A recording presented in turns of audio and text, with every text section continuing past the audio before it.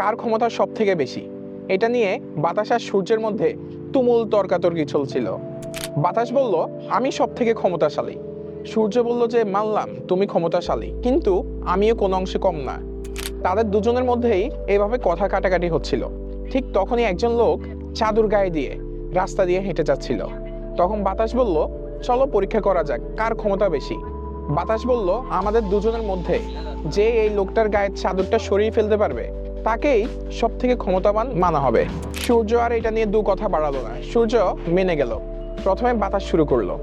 সে ধীরে ধীরে শুরু না করে ঝড়ের গতিতে ওই ব্যক্তিটিকে আঘাত করে তার শরীর থেকে চাদরটা সরিয়ে ফেলার চেষ্টা করলো। কিন্তু যত জোরেই বাতাস আসুক না কেন, ওই ব্যক্তিটি ঠিক তত শক্ত করে তার গায়ের চাদরটিকে ধরে রেখেছিল। একটা পর্যায়ে বাতাস ক্লান্ত হয়ে হাল ছেড়ে দিল। এবার সূর্যের পালা। সে কোনো জোর দেখালো না, সে কোনো রকম চাপ নিল না। সে ধীরে ধীরে তার তাপটাকে একটু বাড়িয়ে দিল। সে তার গায়ে থেকে চাদরটা সরিয়ে রাস্তার পাশে রেখে হাঁটা শুরু করলো।